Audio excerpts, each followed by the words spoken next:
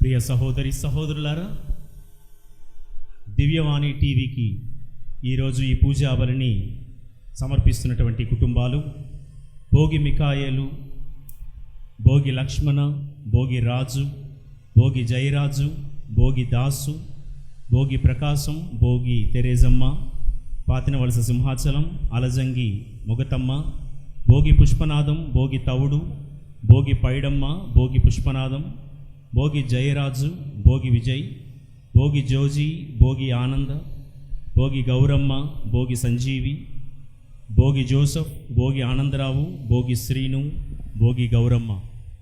దివ్యవాణి ఈ కార్యక్రమాన్ని సమర్పిస్తున్నటువంటి ఈ కుటుంబాలను భగవంతుడు ఇంకాను అధికంగా దీవించి ఆయురారోగ్యములు దయచేయాలని ప్రార్థన చేస్తూ ఈ పూజా బలిని అర్పించుకుందాం.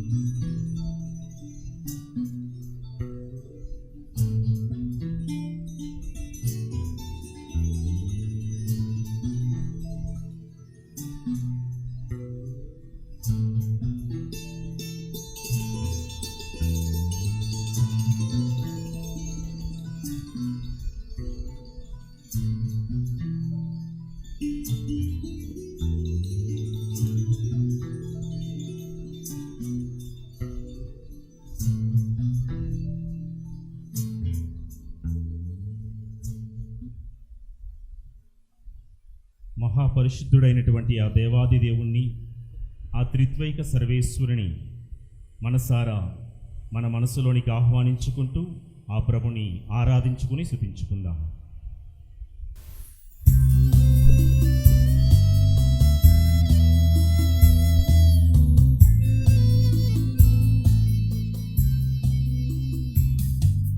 పరమ పవిత్రమైన త్రిత్వైక దేవునికి భక్తి ఆరాధనలు నిత్య స్తుతి చెల్లింతుం. పరమ పవిత్రమైన త్రిత్వైకారుణ్యానికి భక్తి ఆరాధనలు నిత్య స్తుతి చెల్లింతుం. పరమ పవిత్రమైన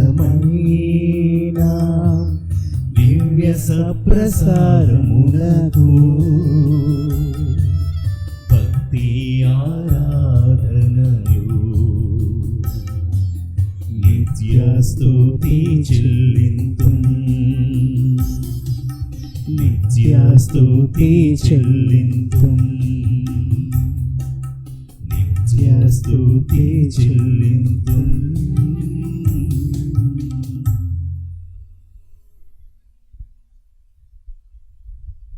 ప్రియ సహోదరి సహోదరులారా, అద్వితీయమైన దేవుడు, మహిమాన్వితుడు, మహోన్నతమైన రాజాదిరాజు మన కోసం బలిపీఠంపై స్తుతి సింహాసనాసీనుడై ఉంటూ ఉండగా కీర్తనల గ్రంథములో కొన్ని మాటలు ధ్యానించుకుంటూ ఆ ప్రభుని స్తుతిద్దాం. 3వ భక్తి కీర్తన 3వ వచనము నుండి భక్తుడు ఇలా అంటూ ఉన్నాడు: ప్రభువు, నీవు నాకు డాలు వంటి వాడవు, నాకు గౌరవమును చేకూర్చిపెట్టువాడవు నీవే, నేను తల ఎత్తుకొని తిరుగునట్లు చెయ్యువాడవు నీవే అని. Praise the Lord, praise the Lord, praise the Lord. మన జీవితంలో ఎంతో మంది మనము తల దించుకునేలా చేసుంటారు. మనకున్న గౌరవాన్ని ఎంతో మంది పాడు చేసి ఉంటారు. మనకున్న పేరు ప్రతిష్టలను ఎంతో మంది భంగపరిచి ఉంటారు. కానీ ఎవరు మనుషులు ఎంత అగౌరవాన్ని సృష్టించినా, ఎంత పేరు పాడు చేసినా, దేవుడు మనకు డాలు. ఆయనే ఈ లోకం మనల్ని తల దించుకునేలా చేస్తూ ఉంటే, ఆ దేవుడు మాత్రమే తల ఎత్తుకునేలా చేస్తూ ఉన్నాడు. నిన్ను, నీ కుటుంబాన్ని తల ఎత్తుకునేలా చేసినటువంటి ఆ గొప్ప దేవునికి రెండు చేతులు పైకెత్తి స్తుతి స్తోత్రములు అర్పిద్దాము. హల్లెలూయా, hallelujah, hallelujah, hallelujah, hallelujah, hallelujah, hallelujah, హల్లెలూయా. 5వ భక్తి కీర్తన 11వ వచనం. నిన్ను ఆశ్రయించిన వారందరూ ఆనందించెదరు. నిన్ను ఆశ్రయించిన వారందరూ, ఈ ఆలయములో నీ దరి చేరిన వాళ్ళము, ఈ కార్యక్రమాన్ని సెల్ ఫోన్ల ద్వారా, టీవీల ద్వారా చూస్తున్న వాళ్ళందరూ నిన్ను ఆశ్రయించిన వాళ్ళే ప్రభువా. ఈ లోకంలో ఎవరెవరినో ఆశ్రయించాము, కానీ మాకు మిగిలింది దుఃఖమే, విచారమే. కానీ ప్రభువా, నిన్ను ఆశ్రయించేవారు ఆనందిస్తారని గొప్ప శుభవార్త. ఇది నమ్మదగిన వార్త ప్రభువా. నిన్ను ఆశ్రయించేలా గాని దుఃఖితులకు ఓదార్పునిస్తావు. నిన్ను ఆశ్రయించాలే గాని తెలివిలేని వారికి తెలివి చూపుతావు, జ్ఞానము లేని వారికి జ్ఞానము ఇస్తావు. నీ దగ్గర ఆనందము ఉంది, జ్ఞానం ఉంది, ప్రేమ ఉంది. ప్రభువా, ఈ ఆరాధనలో నిన్ను ఆశ్రయిస్తున్నామయ్యా. మాకు కనువిప్పు దయచేయు. ఇది వరకు పాపం వలన మేము తలదించుకునేలాగా బ్రతికామేమో ప్రభువా, తల ఎత్తుకొని చెయ్యువాడవు నీవే ప్రభువా. మమ్మందరిని దీవించు, ఆశీర్వదించుమంటూ మనల్ని గొప్పగా ఆశీర్వదించినటువంటి ఆ దేవునికి మనము స్తుతి గీతాన్ని ఆలపించుకుంటూ దేవునికి ఈ యొక్క భక్తి కీర్తనను పాడుకుందాం.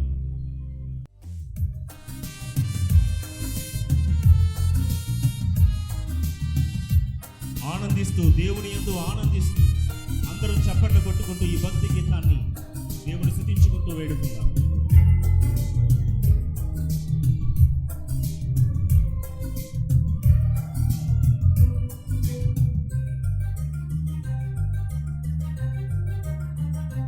యేసు నీతో ఉండాలయ్యా, యేసు నీలా మారాలయ్యా, నీవు లేకుండా నేనుండలేనయ్యా, నీవు లేకుండా నీ బ్రతుకలేనయ్యా. యేసయ్యా, యేసయ్యా, యేసయ్యా, యేసయ్యా, యేసయ్యా, యేసయ్యా, యేసయ్యా, యేసయ్యా, యేసయ్యా.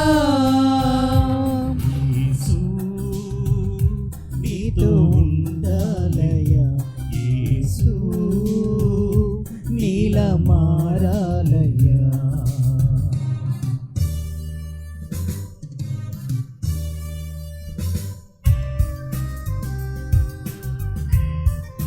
నీతో ఉండాలి ప్రభు. అనుకూలములోను ప్రతికూలములోను, ఆపద వేళల ఆందోళనలో ప్రతి క్షణము నీతోనే ఉంటానయ్యా. దేవునికి మాట ఇద్దాం.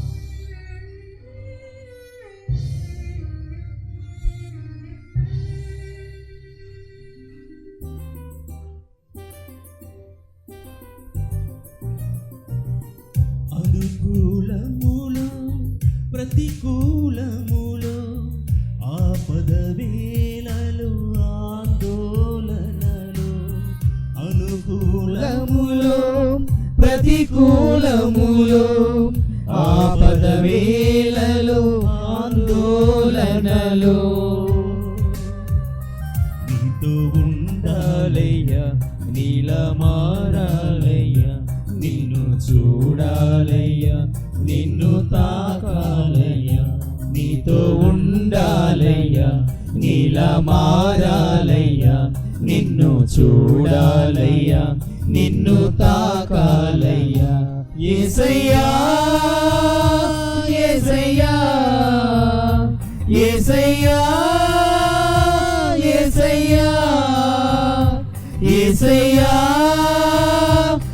యేసయ్యా యేసయ్యా యేసయ్యా. Praise the Lord. Praise the Lord. Hallelujah hallelujah. Hallelujah hallelujah. Hallelujah. Hallelujah. తండ్రి వందనం, తండ్రి వందనం, యేసువా వందనం, యేసువా వందనం, పరిశుద్ధాత్మ వందనం, పరిశుద్ధాత్మ వందనం, దేవా వందనం, త్రియేక దేవా వందనం. Praise the Lord. Hallelujah. Hallelujah. Hallelujah. హల్లెలూయా.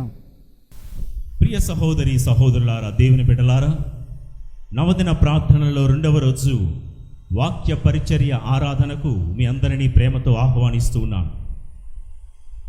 ఈరోజు మన ధ్యానాంశం రెబెక్కా సుగుణాలు, సద్గుణశీలి మరియా. మరియ తల్లి సద్గుణశీలి, సద్గుణ రాశి. పాత నిబంధన గ్రంథములో రెబెక్కాకు ఉన్నటువంటి సుగుణాలను మనం ధ్యానిస్తూ అంతకు మించిన సద్గుణాల గుణరాశి మరియ తల్లి అని మనం ధ్యానించుకుంటూ ఆ దేవుడికి నిండు నీరాజనాలు సమర్పించుకుందాం. ఎవరి రెబెక్కా? ఆదికాండము 22వ అధ్యాయములో మనకు కనిపిస్తుంది ఈ రెబెక్కా. ఈ రెబెక్కా ఎవరు అని తెలుసుకోవడానికి తేరా అనేటువంటి వాడికి 3 కొడుకులు, హారాను, నాహోరు, అబ్రాము. ఈ హారాను, నాహోరు, అబ్రాము అనే 3 కొడుకులకు నాహోరు తన సహోదరుడి అన్న కూతురు అయినటువంటి మిల్కాను వివాహం ఆడుతాడు.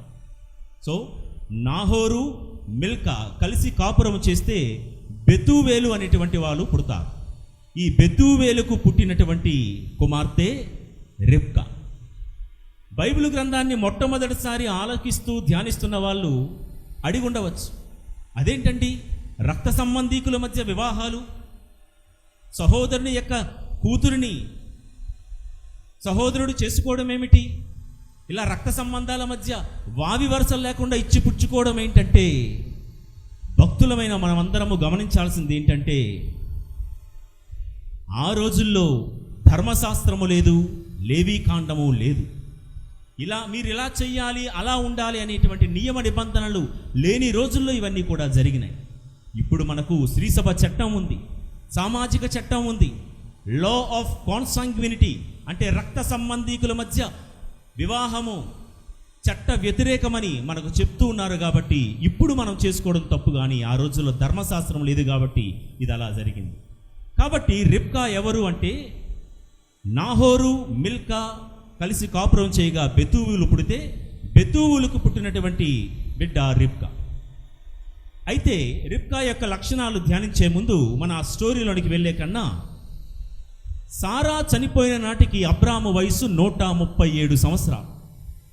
ఈ 137 సంవత్సరాల వృద్ధుడు ఒకవైపు భార్యను కోల్పోయాడు, ఇంకోవైపు ఇంకా పెళ్లి కాని బిడ్డ. ఇలా జీవిస్తూ ఉండగా ఆ వయసులో ఆందోళన, మనలో కూడా చాలామందికి ఆందోళన, వృద్ధాప్యం అనే ఆందోళన, భార్యను లేకపోతే అయిన వారిని కోల్పోయినప్పుడు ఉన్న ఆందోళన, బిడ్డలు ఇంకా స్థిరపడలేదే అనేటువంటి ఆందోళన, ఇలా రకరకాల ఆందోళనలు ఉంటాయి. పెళ్లి కాని బిడ్డ, నా తర్వాత ఎవరు వారసులు, ఆస్తి ఎవరు నిలబెడతారనే ఆందోళన అబ్రహాముకు కూడా వచ్చింది. అందుకే తన 318 మంది సేవకుల్లో ప్రధానుడైనటువంటి ఎలియాజరుని పిలిచి, నాకు ప్రమాణం చేయి, నా బిడ్డ అయినటువంటి ఇస్సాకునకు చక్కని చుక్కను, ఒక పిల్లను వెతికి పెళ్లి చేయాల్సిన బాధ్యత నీదే.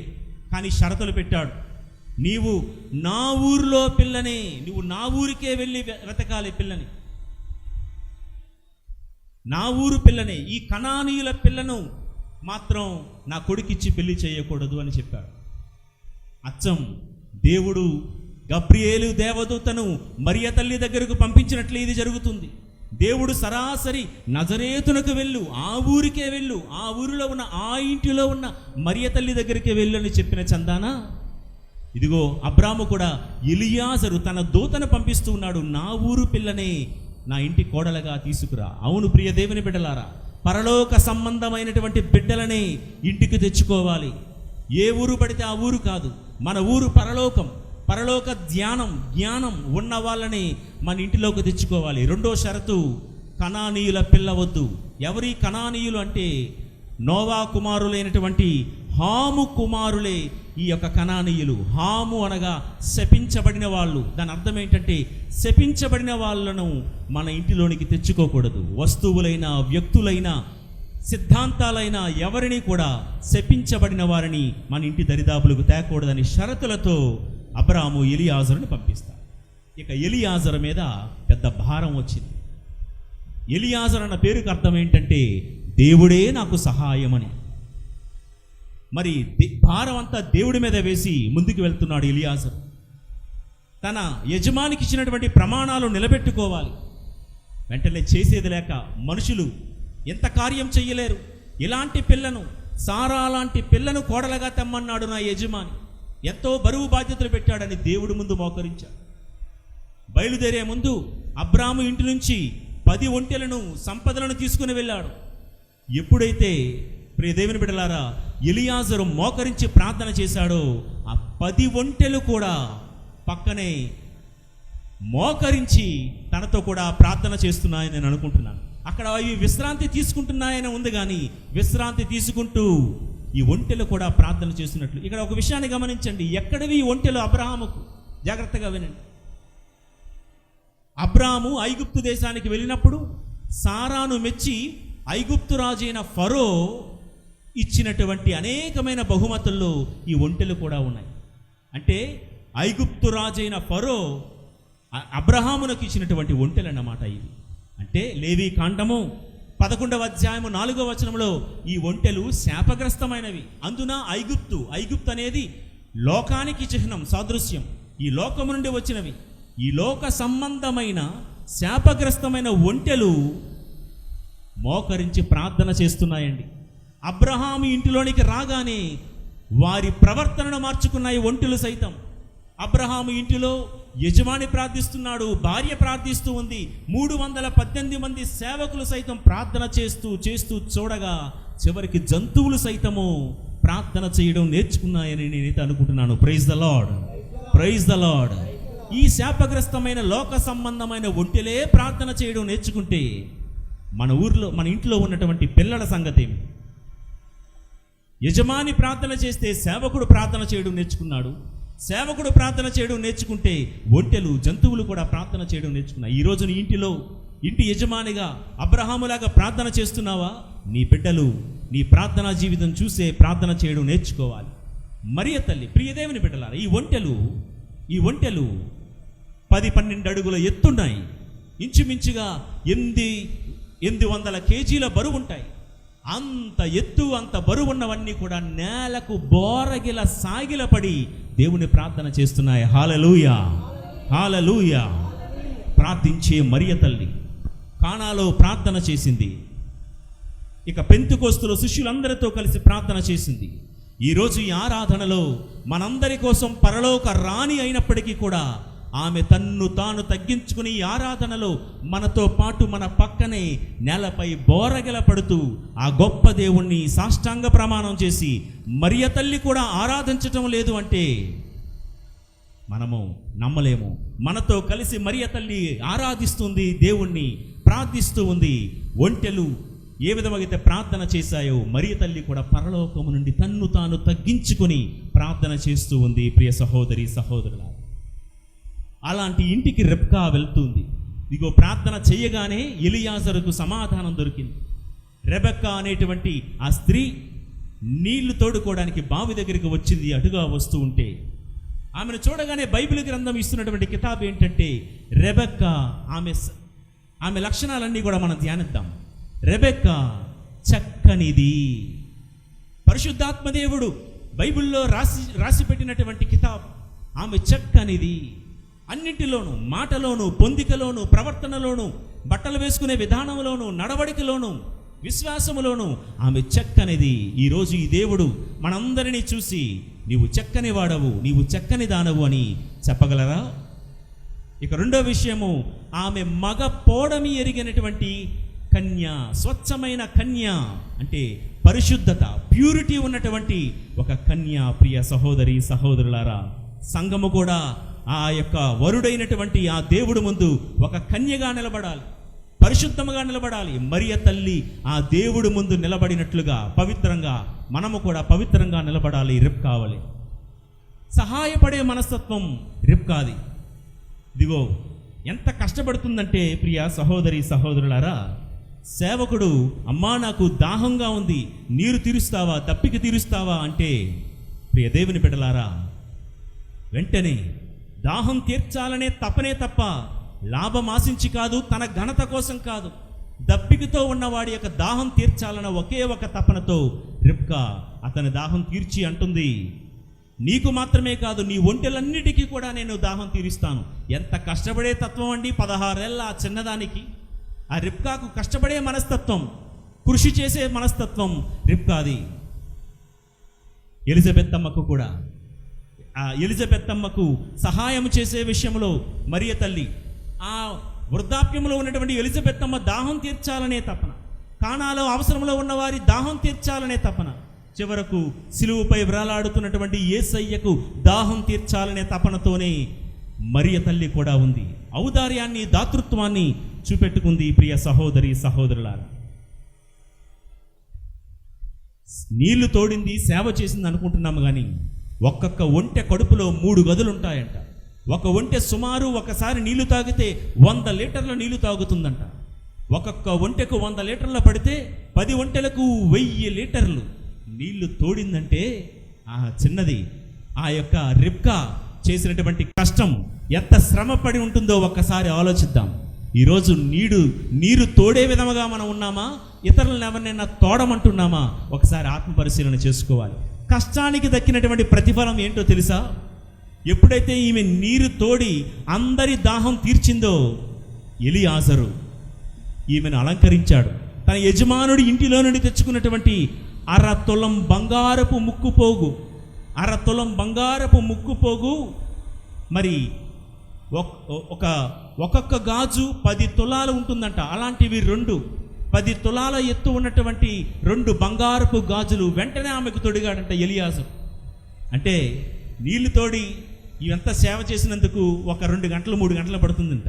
అంటే ఈ రోజుల్లో మనం లెక్క వేసుకున్నట్లయితే ఇంచుమించుగా ఒక 2-3 గంటలకు రిబ్కాకు దేవుడు ఇచ్చినటువంటి బహుమానం ఎంత అండి? ఇంచుమించుగా మన లెక్కల్లో 11-12 లక్షలు. పరిశుద్ధాత్మదేవుడు ఈ సేవాతత్వం ఉన్న వాళ్ళందరినీ ఇలాగే అలంకరిస్తాడు. రిబ్కాను ఎలియాజరు ఎలాగైతే అలంకరించాడో, పరిశుద్ధాత్మదేవుడు కూడా మరియ తల్లిని ఎలాగైతే అలంకరించాడో తన యొక్క సుగుణాలతో, వరాలతో, సహాయపడే తత్వం ఉన్న వాళ్ళందరినీ, కష్టపడే మనస్తత్వం, శ్రమించే మనస్తత్వం ఉన్న వాళ్ళందరినీ దేవుడు ఇలాంటి బహుమానాలతోనే దీవిస్తాడు. ప్రియ దేవుని బిడ్డలారా, మనం ప్రార్థన చేస్తే దేవుడు మనల్ని ఇష్టపడతాడేమో కానీ మనం పని చేస్తే మాత్రం తప్పకుండా దేవుడు మనల్ని గౌరవిస్తాడు. ప్రియ సహోదరి సహోదరులారా, ఇలాంటి లక్షణాలు ఉన్నటువంటి ఈ రిబ్కా ఎవరు కూతురని చెప్పుకున్నాం?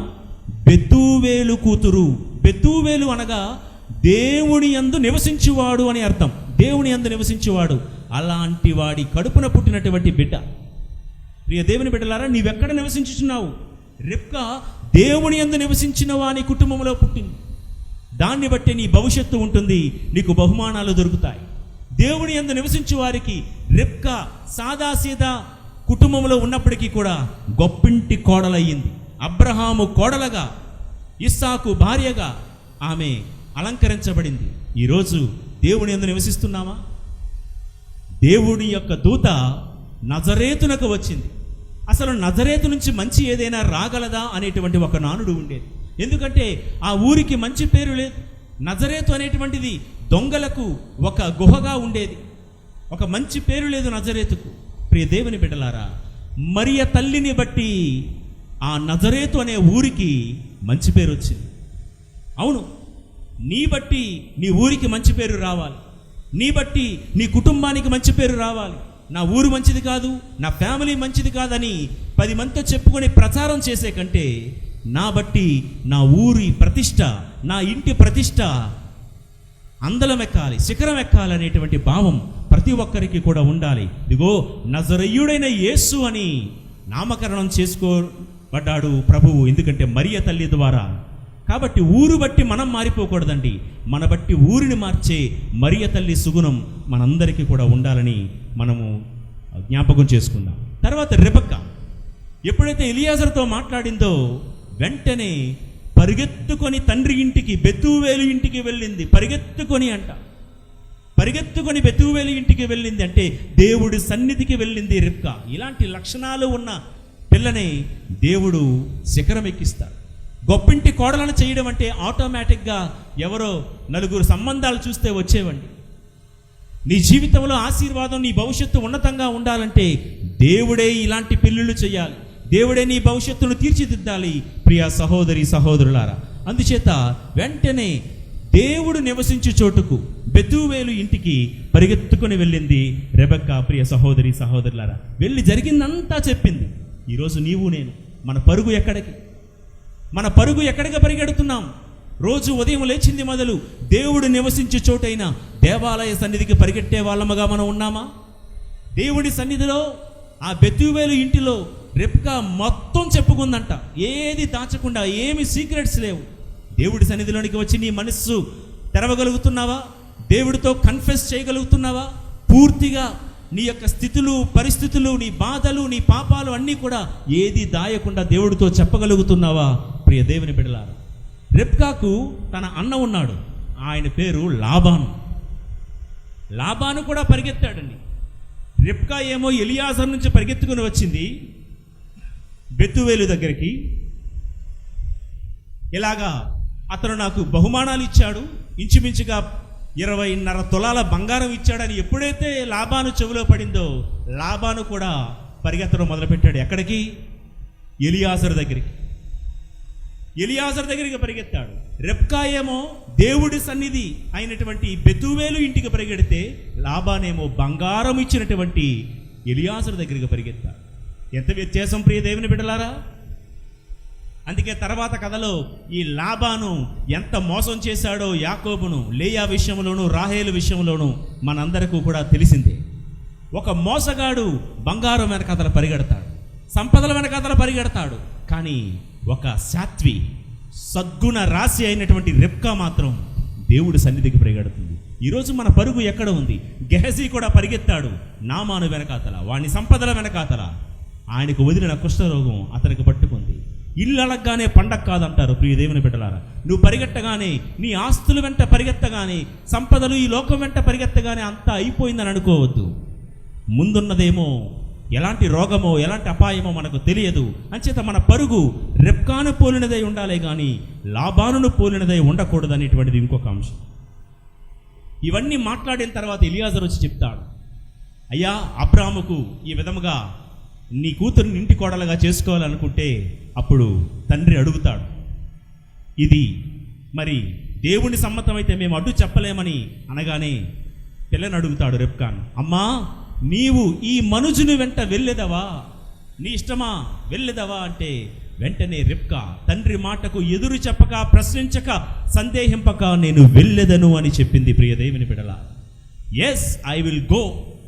ఈ ఎస్ అనే సమాధానం ఎప్పుడైనా దేవుడి వాక్యానికి అవునని మాత్రమే సమాధానం చెప్పాలని రెబ్కా మనకు చెప్తుంది. మన అమ్మ మరియ తల్లి కూడా ఇదిగో గాబ్రియేలు దేవదూత రాగానే అవును నీ చిత్తమే జరుగునుగాక అని గాబ్రియేలు దేవదూత ముందు కూడా మరియ తల్లి చెప్పినటువంటి సందర్భం మనకు తెలుసు. ప్రియ దేవుని బిడ్డలారా, ఈ మనుజుని వెంట వెళ్ళేదవా?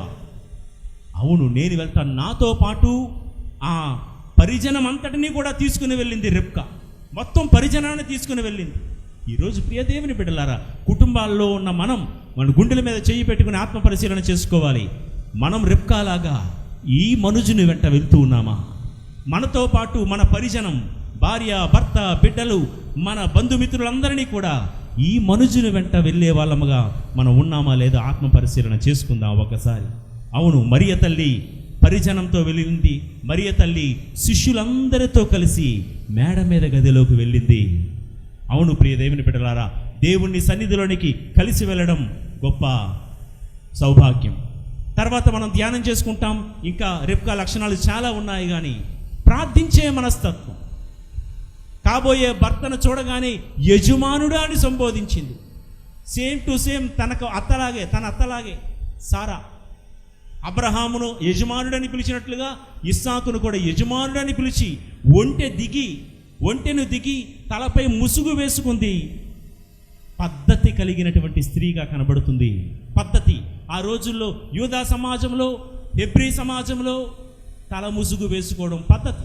ఆ ప్రాంతంలో ఉన్నటువంటి పద్ధతి, సాంప్రదాయం అది. పద్ధతులు పాటించే రిబ్కా గొప్పింటికి కోడలుగా వెళ్ళింది. వెంటనే చూడగానే ఇస్సాకు రిబ్కాను తీసుకొని తన తల్లి గుడారములోనికి తీసుకువెళ్ళాడు అని. గుడారంలోకి తీసుకువెళ్ళి ఏం చెప్పుంటాడు?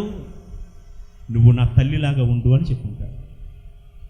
ఎందుకంటే ఇస్సాకు తన తల్లి చనిపోయిన తర్వాత 37 ఏళ్ల వయసు ఉన్నప్పుడు తన తల్లి చనిపోయింది సారా. 3 సంవత్సరాలు ఏడ్చాడు. అబ్రహాము తరం కాల, 318 మంది సేవకుల తరం కాలేదు ఇస్సాకును ఓదార్చడం. ఏడుస్తూ ఉంటే రెబ్కాను చూడగానే తల్లి లేని లోటు పోయింది. నీవు నా తల్లి వలె ఉండు, నాకు తల్లి లేని లోటు తీర్చు, నా కుటుంబానికి ఒక లోటు తీర్చు అని చెప్పాడు. ఈ సందర్భంలో ఒక కథ నాకు గుర్తుకు వస్తుంది. ఒక గొప్ప వ్యాపారవేత్త 45 సంవత్సరాల వయసులో తన భార్యను పోగొట్టుకుంటాడు. చాలామంది చెప్పారు మళ్ళా రెండో పెళ్లి చేసుకోమని. కానీ అతను అంటాడు, నా భార్య నాకు ఇచ్చినటువంటి బహుమానం నా బిడ్డ. నా బిడ్డను పెంచడం, పెద్ద చేయడం, పోషించడమే అదే నా బాధ్యత. నాకు రెండో పెళ్లి మీద ధ్యాస లేదన్నాడు. బిడ్డ పెరిగి పెద్దవాడయ్యాడు, బాగా చదువుకున్నాడు, బిడ్డకు కూడా పెళ్ళయింది. ఇలాగా కాలచక్రం గిరిన తిరుగుతూ ఉంటే ఈ వ్యాపారవేత్త వృద్ధుడైన తర్వాత తన వ్యాపార లావాదేవీలన్నీ కూడా బిడ్డకు అప్పచెప్పి, అన్నీ నువ్వే చూసుకో, నేను మాత్రం రెస్ట్ తీసుకుంటాను, నా ఆస్తిపాస్తులన్నీ నీవే అని చెప్పి అలా ఉంటున్న సందర్భంలో ఒకరోజు భోజనం చేస్తున్న సమయంలో కోడల పిల్లని అడుగుతాడు, అమ్మా కొంచెం పెరుగుంటే ఇయ్యమ్మా, కొంచెం పెరుగు కావాలంటే కోడల లోపల నుంచి సమాధానం చెప్తుంది, పెరుగు లేదండి. పెరుగులే, సరేనమ్మా. భోజనం చేసి వెళ్ళిపోయాడు పెద్ద ఆయన పడుకోవడానికి. పెరుగు లేదండి అన్న మాట విన్నాడు భర్త. కానీ అతను భోంచేస్తున్నప్పుడు, భర్త భోంచేస్తున్నప్పుడు దగ్గరుండి పెరుగు వడ్డించింది. ఇది చూసి నిర్ఘాంతపోయాడు కొడుకు. అప్పుడు భార్యతో ఏమీ అనలేదు, కానీ ఆఫీస్కి వెళ్ళిపోయి ఇదే ఆలోచన, నా తండ్రికైతే పెరుగు లేదన్న నా భార్య నాకు దగ్గరుండి వడ్డించింది, ఏం చేయాలని మరుసటి రోజు వచ్చాడు. నాన్న, నువ్వు పెళ్లి చేసుకో. ఈ పెళ్ళి ఎందుకో తెలుసా? నాకు అమ్మ కావాలనో, నీకు భార్య కావాలనో కాదు, నీకు పెరుగు కావాల్సినప్పుడు పెరుగు లేదని చెప్పకుండా నీ అవసరాలు తీర్చే ఒక మనిషి నీకు కావాలి, నీ మనసు అర్థం చేసుకునే ఒక మనిషి నీకు కావాలి, అందుకు పెళ్లి చేసుకున్నా. అంత మాత్రమే కాదు, ఇంకొక మాట చెప్తా. ఈ రోజు నుంచి నేను వేరొక ఇల్లు తీసుకుని అద్దెకుంటా. ఆ కొత్తగా వచ్చిన వ్యక్తితో నువ్వు సుఖంగా ఉండు, నేను అద్దెకుంటాను. మళ్ళా నీ కంపెనీలో యజమానిగా కాదు, ఒక సాదాసీదా ఉద్యోగిగా జీతం తీసుకుంటూ పనిచేస్తాను. అప్పుడు తండ్రి అన్నాడు, ఎందుకురా నాన్న ఇదంతా ఎందుకు అంటే, లేదు నాన్న, నా భార్యకు పెరుగు విలువ తెలియాలి, నా భార్యకు పెరుగు విలువ ఏంటో నేను చెప్తా. అది ఆఫ్టర్ ఆల్ పెరుగు కాదు, జీవితం ఇచ్చినటువంటి మనిషికి గౌరవం ఇవ్వకపోతే ఎలాంటి కష్టాలు వస్తాయో చెప్తాను అని. అవును ప్రియ దేవుని బిడ్డలారా, తల్లిలోను లోటు తీర్చడానికి ఎక్కడి నుంచో తీసుకొచ్చాడు రెబ్కాను. అలానే ప్రతి ఒక్కరూ కూడా, తోడబుట్టిన వాళ్ళైనా కుటుంబ సభ్యులైనా లోటులు తీర్చే వాళ్ళుగా ఉండాలి, కానీ లోటు ఏర్పరిచే వాళ్ళముగా ఉండకూడదు. ఈరోజు పెళ్లి చేస్తున్న నీ బిడ్డకు ఏం చెప్పి పంపిస్తున్నావు? లోబడి ఉండమని చెప్పి పంపించండి. ఆ ఇంటికి కోడలుగా కాదు తల్లిగా వెళ్తున్నావని చెప్పండి. ఆ ఇంటికి దేవుని వెలుగును తీసుకుని వెళ్తున్నావని చెప్పండి. ఆ ఇంటి పరిస్థితులు నీ బట్టి మారాలమ్మా అని చెప్పి పంపించండి. కానీ దురదృష్టవశాత్తు ఈ రోజుల్లో ఏం చెప్పి పంపిస్తున్నాం? నువ్వు అస్సలు తగ్గద్దు, నీకేం తక్కువ? మిగతా కోడల కంటే మనమే పెద్దసారి ఇచ్చాం, మనమే ఎక్కువ కట్నం ఇచ్చాం, వాళ్ళందరూ చాలా తక్కువ ఇచ్చారు, నువ్వు అస్సలు తగ్గకు. మొదటి నుంచే మీ ఆయన కొంగును కట్టేసుకో, ముందే అలుసైపోకు. ఇలాంటి డైలాగులన్నీ మనం చెప్పమా అండి? ప్రియ దేవుని బిడ్డలారా, నీ బిడ్డ ఆ ఇంటికి సమస్యగా కాదు పరిష్కారంగా వెళ్ళాలి. నీ బిడ్డ ఆ ఇంటికి ఆశీర్వాదంగా దీవెనగా వెళ్ళాలని చెప్పాలి. ప్రియ దేవుని బిడ్డలారా, రెబ్కా జీవితాన్ని ఈ విధంగా మనం చూసుకుంటూ వెళ్ళినట్లయితే ప్రియ సహోదరులారా, కూతురుగా కోడలుగా 100కి 100 మార్కులు వేయొచ్చు రెబ్కా, 100కి 100 మార్కులు. కానీ ఈ కూతురు తల్లి కాగానే, ఈ కోడలు అత్త కాగానే గుణం మారిపోయింది. ప్రియ దేవుని బిడ్డలారా, కళ్ళు లేని ఒక అమ్మాయి తన ప్రేమికుడితో ఉంటూ చెప్తుందంట, నా కళ్ళుంటే ఖచ్చితంగా నిన్ను పెళ్లి చేసుకుని ఒక సంతోషకరమైన జీవితం జీవించేదాన్ని అని. ఇలా కాలం తిరుగుతూ ఉంటే ఈలోగా ఎవరో ధర్మదాతలు ఆవిడ కళ్ళు ఇచ్చారు. కళ్ళు రాగానే వెంటనే ఆ ప్రేమికుని చూసింది. నువ్వు ఇప్పుడు నన్ను పెళ్లి చేసుకుంటావా, మరి కళ్ళు వచ్చాయి కదా అంటే, ప్రేమికుని చూడగానే ఏంటి ఆశ్చర్యపోయింది. ఎందుకంటే ప్రేమికుడికి కూడా కళ్ళు లేవు. అప్పుడు ఏం చెప్పిందో తెలుసా ఈవిడ, సారీ నీకు కళ్ళు లేవు కదా, నేను నిన్ను పెళ్లి చేసుకోలేను, గెట్ అవుట్ అంది. వెంటనే ఈ ప్రేమికుడు ఏం చెప్పాడో తెలుసా, సరే నేను వెళ్ళిపోతాను నీ జీవితం నుంచి దూరంగా, కానీ నా కళ్ళు జాగ్రత్త అని చెప్పి వెళ్ళిపోయాడు. అంటే ఏంటి, ఆవిడ కళ్ళు ఎవరివి, ఈ ప్రేమికుడి యొక్క త్యాగం. పరిస్థితులు బట్టి ఓసర వెళ్ళి మనస్తత్వాలు ఇలాంటివి చాలా ఉంటాయి ప్రియ దేవుని బిడ్డలారా మన సమాజంలో. కళ్ళు లేనప్పుడు ఒక మాటలు, కళ్ళు వచ్చిన తర్వాత ఇంకో మాటలు. ఆస్తులు లేనప్పుడు ఒక మాట, ఆస్తులు వచ్చిన తర్వాత ఇంకో మాట. ఇవన్నీ కూడా మనం చూస్తున్నాం. అలానే కూతురిగా కోడలుగా బాగున్న రెబ్కా తల్లి అవ్వగానే, అత్త అవ్వగానే తన గుణం మారింది, తన రూపం మారింది, స్వభావం మారింది. అదేంటో మనం ఒక్కసారి చూసి మనం ప్రార్థన చేసుకుందాం. ఇన్ని లక్షణాలు ఉన్నటువంటి రెబ్కాలో స్వాభిమానం, ఫేవరెటిజం, నెపోటిజం ఇలాంటివి ఉందండి. అదేంటంటే మీకు అర్థమయ్యేలా చెప్తాను. స్వాభిమానం అంటే మనకు నచ్చిన వాళ్ళు, అందులో నలుగురు ఉన్నారనుకోండి, నలుగురు కొడుకుల్లో ఏదో ఒక్క కొడుకు అంటేనే ఇష్టం, లేకపోతే ముగ్గురు కోడళ్ళు ఉన్నారనుకోండి, ముగ్గురు కోడల్లో కంటే ఒక కోడలంటేనే ఇష్టంగా చూస్తాం. ఇక రకరకాలుగా ఒకరిని ప్రేమించడం, మరొకరిని ద్వేషించడం, ఇలా నిర్లక్ష్యం చేయడం. ఇది ఇంకా పెద్దగా మనం ఆలోచిస్తే తెచ్చే జీతం బట్టి మనిషికి విలువ ఇవ్వడం, డబ్బులు బట్టి మనిషికి విలువ ఇవ్వడం, కులాన్ని బట్టి, ఇలా రకరకాలుగా స్వాభిమానం, ఫేవరెటిజం. వాళ్ళంటే ఫేవర్, వీళ్ళంటే కాదు.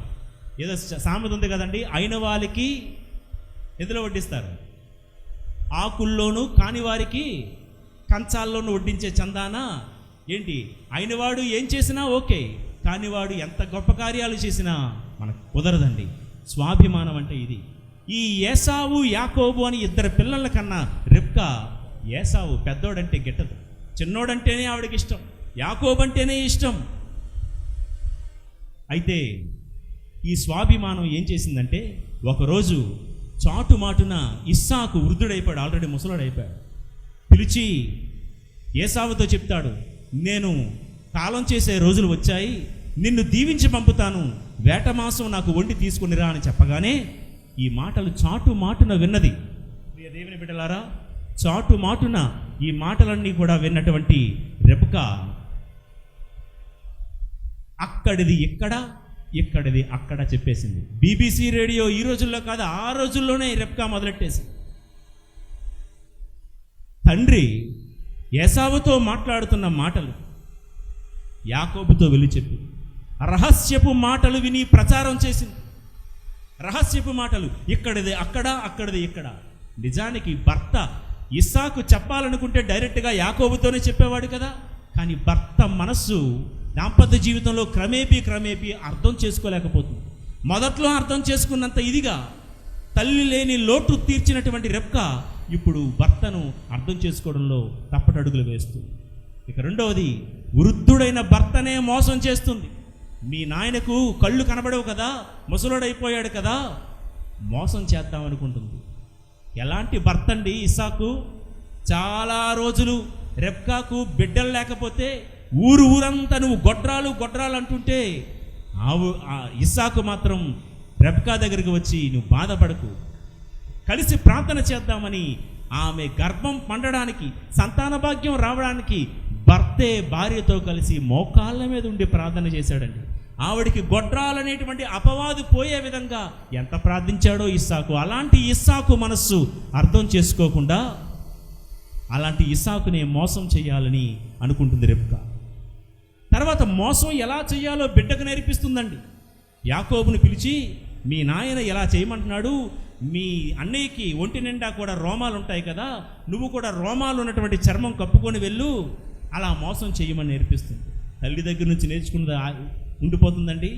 ఎందుకంటే ఈ స్వాభిమానం అనేటువంటిది ఒకరినొకలాగా ఇంకొకలాగా చూడడం తల్లి నుంచే నేర్చుకుని ఉంటాడు యాకోబు. బహుశా యాకోబు కూడా ఆయన స్టోరీలో ఇద్దరు భార్యలు, మొదటి భార్య లేయా, రెండో భార్య రాహేలు.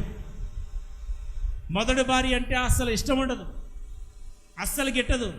రాహేలు అంటే వల్లమాలిన ప్రేమ, అభిమానం. అందుకే యోసేపు అంటే చాలా ఎక్కువ ప్రేమ, ఎందుకంటే రాహేలుకు పుట్టాడు కాబట్టి. అదే లేయాకు పుట్టిన దేనా వైపు కనీసం చూసేవాడు కూడా కాదు. ఇదంతా కూడా బైబిల్ చెప్పినట్టు. ప్రియ దేవుని బిడ్డలారా, అయితే ఇక్కడ ఒక ప్రశ్న వేయచ్చు మనం. రిబ్కా దేవుడి చిత్త ప్రకారమే కదండి చేసింది, దేవుడి యొక్క చిత్తానుసారమే కదా చేసింది. ఇది దేవుడి ప్రణాళిక కదా, యాకోబే కదా ఇజ్రాయేలుగా మారాలి, యాకోబుకే కదా ఆశీర్వాదాలు రావాలి. అందుకే దేవుడి ప్లాన్లో భాగంగా రిబ్కా ఎలా చేసిందని చాలామంది అనుకుంటారు. యాకోబు పత్రిక 1వ అధ్యాయం 20వ వచనం ఏం చెప్తుందో తెలుసా అండి? మనుషుని యొక్క కోపం దేవుని నీతిని నెరవేర్చదు. దేవుడి యొక్క నీతి నెరవేరాలంటే మనిషి యొక్క కోపం, పగ అది తోడ్పడదండి. మనం అనుకుంటాం ఏది జరిగినా ఆయన ఆజ్ఞ లేనిదే చేమైనా చిట్టుకుమన్నది కదా, ఇలాంటి డైలాగులని చెప్తూ ఉంటాం. అన్నీ కాదండి. దేవుని యొక్క చిత్తం నెరవేర్చుకోవడానికి, ఆయన కార్యం నెరవేర్చడానికి దేవుడైతే ఒక మంచి ద్వారం తెరవాలనుకుంటాడు. కానీ మనకే తొందరపడిపోయి దేవుడు మంచి ద్వారం తెరిచే లోపు మనము మోసపు ద్వారాలు తెరిచేస్తూ ఉంటాం. సామెత ఉంది కదా, సత్యం చెప్పులేసుకునే లోపు అబద్ధం ఊరంతా తిరిగి వచ్చేస్తుంది. ప్రియ దేవుని బిడ్డలారా, దేవుడు మంచి ద్వారం తెరిచే వరకు మనం ఆగాలి, లేకపోతే కష్టాలే. ఈ యొక్క సారా అబ్రాము కూడా ఆగలేకపోయారు దేవుడు మంచి ద్వారం తెరిచే లోపల. సారా ఉపాయం చెప్పింది, ఇంకా పిల్లలు కలగలేదు కదా మనకి. హాగారు బానిస పిల్లతో నువ్వు సంసారం చేసి బిడ్డను కను, ఇష్మాయేలు పుట్టాడు. ఎన్ని కష్టాలండి, తలనొప్పులు వచ్చాయి కదా సారా జీవితంలో. దేవుడు మంచి ద్వారం తెరిచేంత వరకు మనం ఆగాలి, ఆగక మోసపు ద్వారాలు తెరవకూడదు. ఈ రోజుల్లో ప్రియ దేవుని బిడ్డలారా, ఆస్తుల విషయంలో, పెళ్ళిళ్ళ విషయంలో, అనురాగ బంధాల విషయంలో మనం చాలా త్వరపడిపోతున్నాం. ఈ ఫేవరెటిజం చూపిస్తూ చాలా ముందుకు వెళ్తున్నాం ప్రియ దేవుని బిడ్డలారా. అయితే ఈ మోసాన్ని తెలుసుకున్నాడండి ఏసావు. మోసాన్ని తెలుసుకొని ఏం చెప్తున్నాడో తెలుసా? రగిలిపోయాడు. నన్నెంత మోసం చేసినటువంటి నా తల్లిని మీద పగ తీర్చుకోవాలనుకున్నాడు. ఏం చేశాడంటే, కనానీయుల పిల్ల వద్దు అని అనుకున్నారు కదా, ఆ కనానీయుల పిల్లనే పెళ్లి చేసుకున్నాడు. ఆ ఇంటికి కోడలుగా వచ్చినటువంటి ఈ కోడలు కనానీయురాలు అత్త మీద పెత్తనం చేయడం చలాయించింది. అయిపోయింది అప్పుడే. ఎంతవరకు మనశ్శాంతిగా ఉంది రెబ్కా, ఏం ప్రాబ్లం లేదు. ఎప్పుడైతే మోసం చేశాను ఇల్లు అలగ్గానే పండగ కాదండి, అక్కడితో అయిపోయిందని అనుకుంది. కానీ రెబ్కా జీవితంలో వచ్చిన కష్టాలు ఒకసారి తలంచుకుంటే మనశ్శాంతి కోల్పోయింది. అన్నదమ్ములైనటువంటి ఏసావు, యాకోబులు 20 సంవత్సరాల పాటు విడిపోయారండి ఈ తల్లి వల్ల. చివరికి రిబ్కా చనిపోయిన సందర్భంలో కూడా ఏ కొడుకునైతే ప్రోత్సహించి దూరంగా పంపించిందో లాబాను దగ్గరికి, ఈవిడ చనిపోయేటప్పుడు అతను రాలేకపోయాడు, ఈమె శవాన్ని కూడా చూడలేకపోయాడు. చిన్న కొడుకును, ప్రేమించిన కొడుకును కల్లారా చూసుకుని చచ్చిపోదాం అనుకుంది. ఆ కోరిక కూడా తీరలేదు రిబ్కా. ప్రియ దేవుని బిడ్డలారా, స్వాభిమానం, ఫేవరెటిజం అనేటువంటిది చాలా ప్రమాదకరం. ప్రియ దేవుని బిడ్డలారా, ఇతను నావోడే, వీడు మనోడే, మన గ్రూపే, మన వర్గమే, మన కులమే, ఇక రకరకాలుగా స్వాభిమానం అనేటువంటిది. ఎక్కడ నీతుంటే వాళ్ళు నీ వాళ్ళు కాకపోయినా అభిమానించడమే కావాలి. ఈరోజు సొసైటీలో, కుటుంబాల్లో, సంఘాల్లో ఈ స్వాభిమానం పెరిగిపోతుంది. యాకోబు పత్రిక 2వ అధ్యాయం అంతా ఈ పక్షపాతాన్ని గురించి హెచ్చరిస్తుంది. ఇక మరియ తల్లి దగ్గరికి వద్దాం, ముగించుకుందాం. చంద్రునిలోనైనా మచ్చుందేమో కానీ, ఇలాంటి సలక్షణాలు ఉన్నటువంటి రెబ్కాలోనైనా స్వాభిమానం అనేటువంటి దుర్గుణం ఉందేమో కానీ, మరియ తల్లిలో ఏ పాప కలంకము లేని నిష్కలంక జన్మ పాప రహితోద్భవి. Praise the Lord, praise the Lord, praise the Lord. ఆమెలో స్వాభిమానం లేదు, ఫేవరెటిజం లేదు, పార్షియాలిటీ, పక్షపాతం లేదు. శిష్యులందరితో కలిసే ప్రార్థించింది. శిష్యులందరితో కూడా కలిసి ప్రార్థించింది మరియ తల్లి. వాళ్ళు మత్స్యకారులా, వాళ్ళు సొంకరులా అనేటువంటి భేదాభిప్రాయాలు ఏమీ లేవు, కలిసి ప్రార్థించింది. అందుకే అమ్మ మరియ తల్లి అందరికీ తల్లి. లూకాసు వార్త 1వ అధ్యాయం 33వ వచనం, ఆయన సర్వదా యాకోబు వంశీయులను పరిపాలించును. ఏ వంశీయులండి? యాకోబు. అర్థమైంది కదా. రిబ్కా చేత, మరి స్వాభిమానం చేత తన అన్ననే మోసం చేసినటువంటి యాకోబు, ఆయన సర్వదా యాకోబు వంశీయులను పరిపాలించును, ఆయన రాజ్యమునకు అంతమే లేదు. తర్వాత అంటే స్వాభిమానం మీద పెత్తనం చలాయించే దేవుని కన్నా మరియ తల్లి. లూకాసు వార్త 8వ అధ్యాయం 19లో కిక్కిరిసిన జనం మధ్య బయటే ఉండిపోయిన నా తల్లి ఎవరు అని యేసుప్రభు ప్రశ్నించిన ఆమె అర్థం చేసుకుందే గాని నా బిడ్డ నాకే సొంతం అని అనుకోలేదు. ప్రియ దేవుని బిడ్డలారా, చివరికి 20 ఏళ్ళుగా విడిపోయినటువంటి ఏసావు యాకోబులిద్దరు కూడా ఇదిగో గిలాదు అనే కొండ బండ వద్ద కలుసుకున్నట్లుగా బైబిల్ గ్రంథం మనకు చెప్తుంది. ఆ బండ క్రీస్తే. ప్రియ దేవుని బిడ్డలారా, స్వాభిమానం వలన అనే దుర్గుణం వలన విడిపోయిన మనందరము కూడా క్రీస్తు అనే బండ దగ్గర కలుసుకోవాలి. ఆ బండనిచ్చింది మరియ తల్లే. ఆ బండపై మొట్టమొదటిసారిగా కూర్చున్నది మరియ తల్లే. Praise the Lord. Hallelujah, hallelujah, hallelujah, hallelujah, hallelujah, hallelujah. ప్రియ దేవుని బిడ్డలారా, సహోదరి సహోదరులారా, ఇవన్నీ కూడా రిబ్కా యొక్క సుగుణాలు, మరియ తల్లి యొక్క సద్గుణాలు మనమన్నీ కూడా తెలుసుకొని దేవుణ్ణి మనం స్తుతిద్దాం, మహింపరుద్దాం.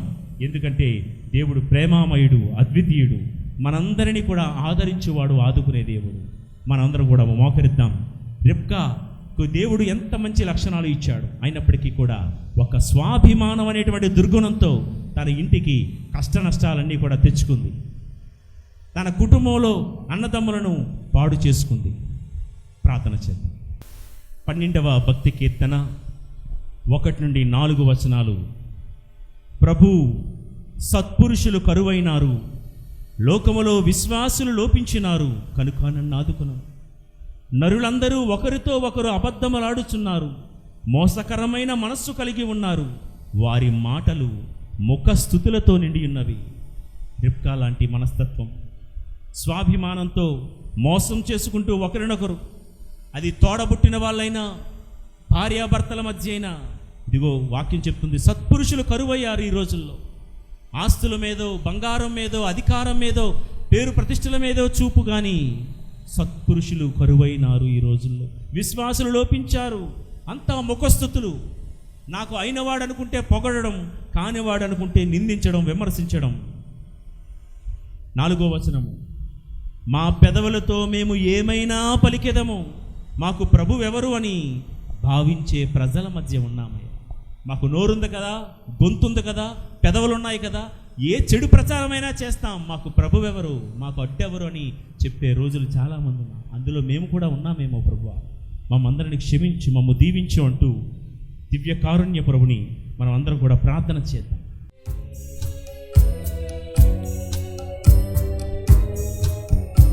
రెండు చేతులు పైకెత్తి మన పాపములకు పశ్చాత్తాపపడుతూ విన్నప ప్రార్థనలు చేసుకుందాం.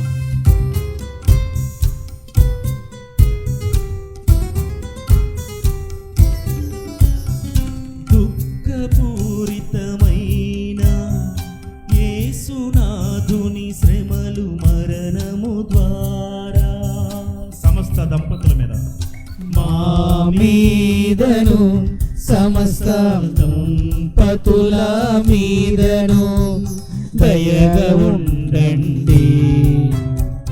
దుఃఖపూరితమైన యేసునాథుని శ్రమలు మరణము ద్వారా మా యువకుల మీద, మా మీదను సమస్త యువతి యువకుల మీదను దయగా ఉండండి. దుఃఖపూరితమైన యేసునాథుని శ్రమలు మరణము ద్వారా వృద్ధులందరి మీద, మా మీదను సమస్త వృద్ధులందరి మీదను దయగా ఉండండి. దుఃఖపూరితమైన యేసునాథుని శ్రమలు మరణము ద్వారా తోడబుట్టిన వారి మీద, మా మీదను మా తోడబుట్టిన వారి మీద దయగా ఉండండి. దుఃఖపూరితమైన యేసునాథుని శ్రమలు మరణము ద్వారా బంధుమిత్రుల మీద, మా మీదను మా బంధుమిత్రుల మీదను దయగా ఉండండి. దుఃఖపూరితమైన యేసునాథుని శ్రమలు మరణము ద్వారా మృతులందరి మీద మా మీదను సకల మృతుల మీదను దయగా ఉండండి. దుఃఖపూరితమైన యేసునాథుని శ్రమలు మరణము ద్వారా అవిశ్వాసుల మీద మా మీదను సమస్త విశ్వాసుల మీదను దయగా ఉండండి. దుఃఖపూరితమైన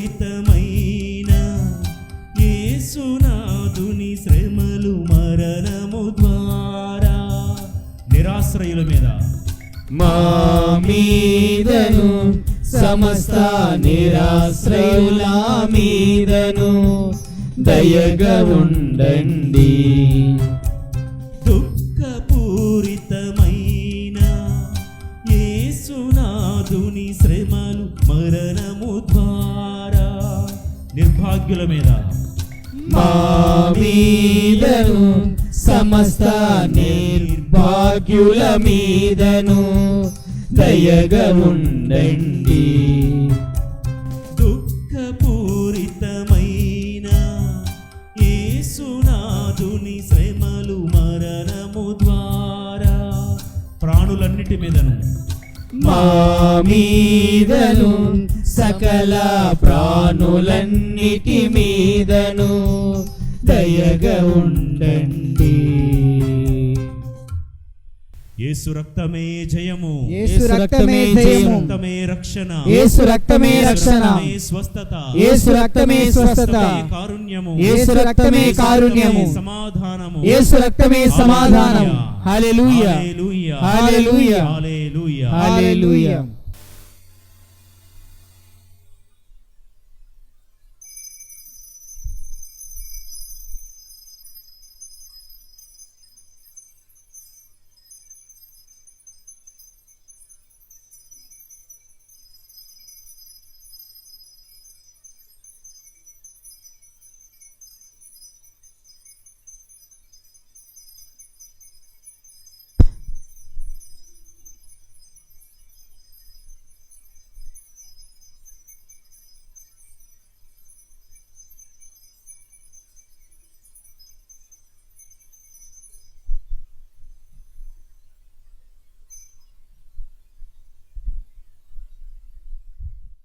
పితా పుత్ర పవిత్రాత్మ నామమునా మన ప్రభువైన యేసుక్రీస్తుని కృప, తండ్రి దేవుని ప్రేమ, పవిత్రాత్మ సహవాసము మీ అందరితో ఉండునుగాక. మీ ఆత్మతోను నుందురుగాక. ప్రియ సహోదరి సహోదరులారా, దేవుని బిడ్డలారా, ఈరోజు మొదటి పాఠములో బాధ్యత అప్పగించబడిన వాడు విశ్వాసపాత్రుడై ఉండవలెను అని. ఎవరి మీదైతే బాధ్యత ఉందో, ఒక గురువుగా నాకు, తల్లిగా, తండ్రిగా, ఉపాధ్యాయులముగా బాధ్యత ఉన్నవాళ్ళు, ఒక అత్తగా, కోడలిగా, ప్రతి ఒక్కరూ కూడా విశ్వాసపాత్రంగా ఉండాలి. నైపుణ్యాలు, అందచందాలు, లేకపోతే ఆస్తిపాస్తులు ఉంటే కాదంట, విశ్వాసపాత్రముగా, ఫెయిత్ఫుల్గా, కమిటెడ్గా ఉండాలి అని. ఈరోజు సువార్తలో మనం వినబోతూ ఉన్నాము. క్రొత్త ద్రాక్ష రసాన్ని పాత తిత్తులలో వేసే తత్వం నుంచి బయటకు రావాలి. నీలో కొత్త తత్వాన్ని ఇవ్వాలని, కొత్త రసాన్ని ఉంచాలని దేవుడు ఆరాటపడుతున్నాడు. ఇంకా తిత్తులు, పాత్రలు ఇంకా పాతగానే ఉంటే ఎలా? అంచేత మన మనస్సు అనేటువంటి పాత్ర కూడా కొత్తదవుతేనే కొత్త మనస్తత్వాన్ని మనం ఆస్వాదించగలం, పొందగలం. ఆత్మ పరిశీలన చేసుకుందాం ప్రియ దేవుని బిడ్డలారా. క్రీస్తు నూతన మనస్తత్వాన్ని మనం ఒకవైపు దేవుడు మనలో నింపుతూ ఉంటే, ఇంకా పాత పాప స్వభావమే మనలో ఉన్నట్లయితే క్షమించమని దేవుని తట్టు తిరుగుతూ పశ్చాత్తాపముతో క్షమాపణ వేడుకుందాం. క్రీస్తు ద్వారా క్రీస్తుతో క్రీస్తునందు సర్వశక్తి గల పితయైన సర్వేశ్వరా పవిత్రాత్మతో ఏకమయుండు మీకు యుగ యుగములు గౌరవ మహిమలు కలుగునుగాక. గౌరవ మహిమలు కలుగునుగాక.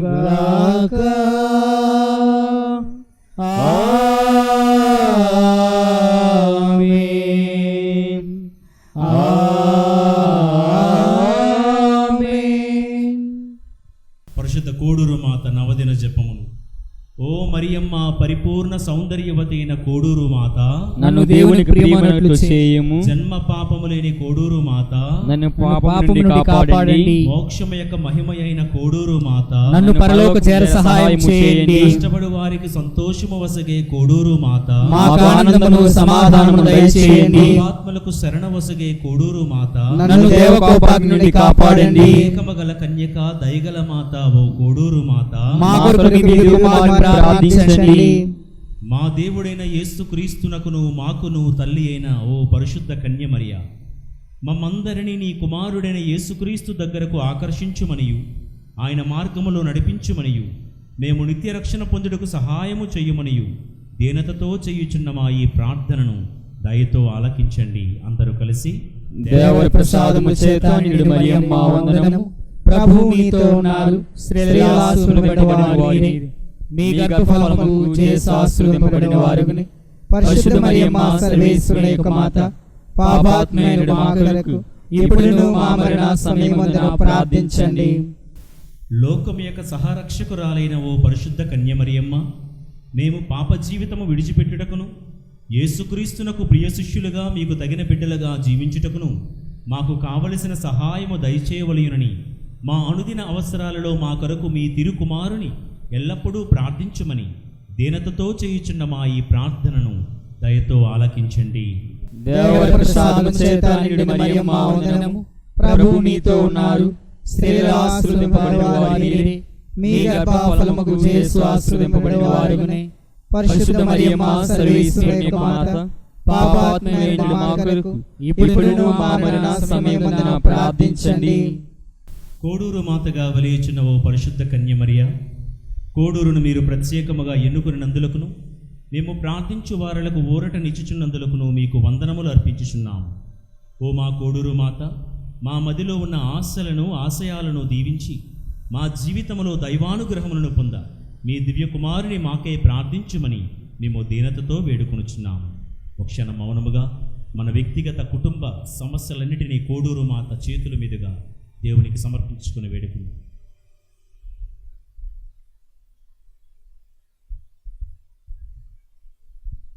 దేవవర ప్రసాదము చేత నిండిన మరియమ్మ వందనము. ప్రభువు మీతో ఉన్నారు. స్త్రీలలో ఆశీర్వదింపబడిన వారు మీరే. మీ గర్భఫలము చేసి ఆశీర్వదింపబడిన వారుని. పరిశుద్ధ మరియమ్మ సర్వేశ్వరుని యొక్క మాత, పాపాత్ములైన మా కొరకు ఇప్పుడును మా మరణ సమయమందున ప్రార్థించండి. ప్రార్థించుదము. సర్వమును మిక్కిలిగా ప్రేమించి పాలించు మా ప్రియ పరలోకపు తండ్రి, మీ కృప వలన మేము పొందిన మేలులన్నింటికీ మీకే వేలాది వందనములు. ఓ ప్రభువా, నీ వరపుత్రికగా తల్లిగా సహరక్షకిగా మీరెన్నుకున్న మరియను మాకు తల్లిగా కోడూరు మాతగా అనుగ్రహించినందులకు స్తోత్రములు. మీ దయను కోరి ఇచ్చట చేరియున్న మమ్ములను మా కుటుంబములను దీవించండి.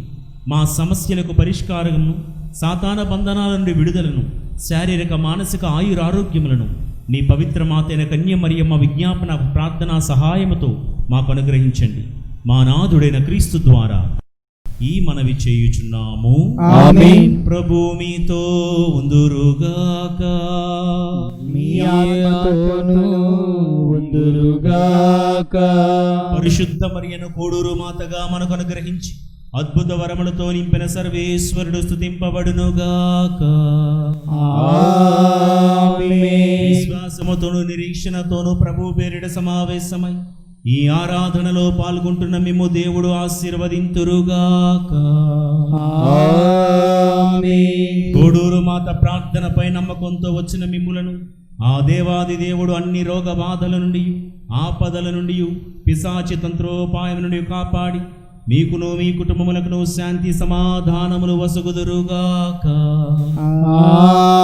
ఆమేన్. సర్వశక్తి గల సర్వేశ్వరుడు పితా పుత్ర పరిశుద్ధాత్మ దేవుని దీవెనలు సదాకాలం మీకు తోడగునుగాక. ఈ దైవారాధన సమాప్తమైనది. సమాధానముతో వెళ్ళి క్రీస్తు ప్రేమలో జీవించుదము. సర్వేశ్వరునికి వందనములు. కోడూరు మాతను గౌరవాలిస్తూ ఆ త్రిద్వైక దేవుని మాత ద్వారా అందరము కూడా స్తుతించుకుంటూ నీ భక్తులందరినీ దీవిస్తున్న తల్లి, మమ్ము ఈ కార్యక్రమాన్ని వీక్షిస్తున్న వారందరినీ దీవించమని చప్పట్లతో మరియ తల్లికి నీరాజనాలు.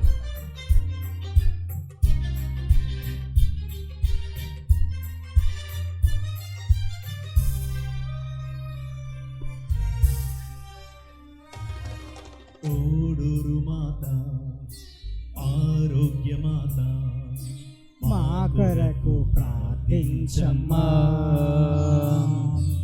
మా కొరకు ప్రార్థించమ్మా. అందరూ కలిసి కోడూరు మాత, ఆరోగ్య మాత, మా కొరకు ప్రార్థించమ్మా, మా కొరకు ప్రార్థించమ్మా.